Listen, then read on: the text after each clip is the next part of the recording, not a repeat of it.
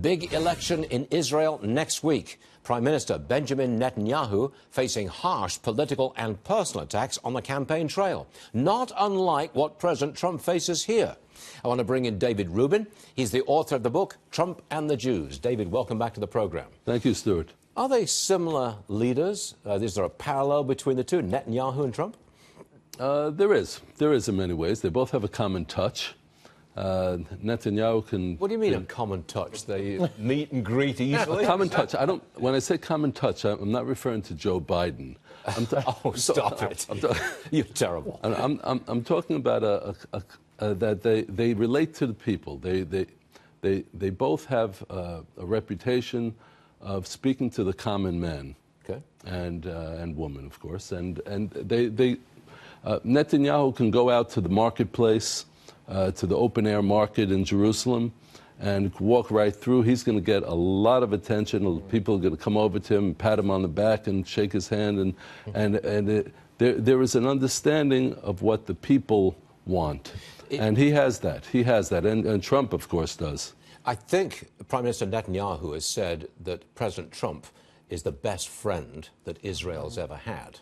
I think he said that, didn't he, very recently? Or the best ally, perhaps? He said it. He said it even stronger than that. But he has been very clear that President Trump has been a great friend of Israel. And in my book, Trump and the Jews, I laid it out one by one. There were so many things. And since the book came out, President Trump has come out with the Golan Heights Proclamation, declaring Israel's sovereignty over the Golan Heights, which is critical for Israel. Do they get along well? I mean, obviously they're aligned on policy. They're aligned as allies, very strong allies. I got that. Do they like each other personally? They get along well? They do. They really seem to have a rapport. And yes, of course, they're both, you can't ignore policy. They're both conservatives. They're both very strong economic conservatives, and they both believe in the free market. But that relationship, that strong relationship, does that translate into more support for President Trump amongst Jewish people in America? Jewish people in America are in a different league, Stuart, unfortunately. In what way? Unfortunately.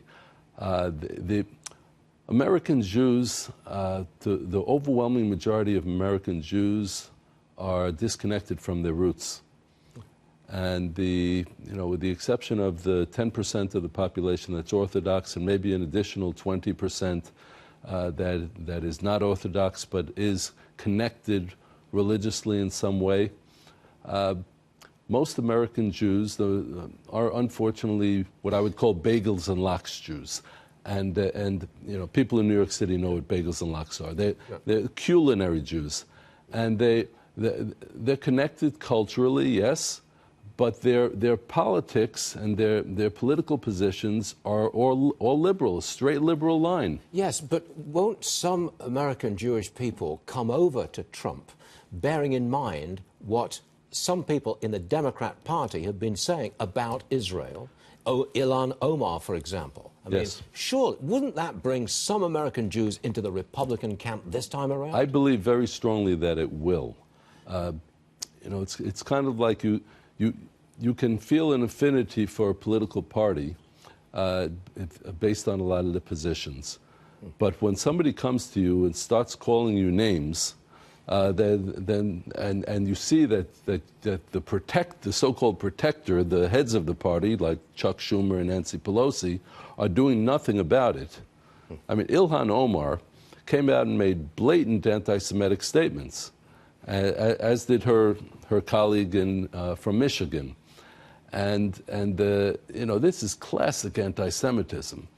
And it was very disturbing. The Jewish community in America was very shaken by it. But the Democratic Party leadership did not do anything about it.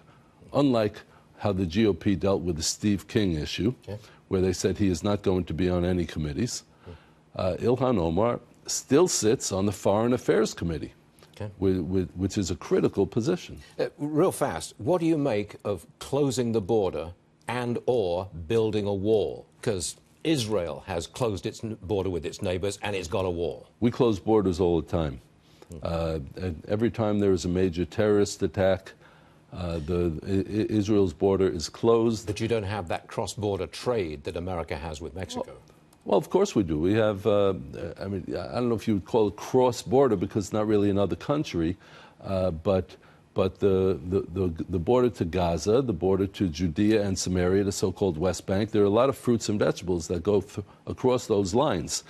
And, you know, you close it, right? You close that border on it. We close it for periods of days, sometimes even a week or two. So you put security over economics. Look, ultimately, you have to make a decision based on the long term.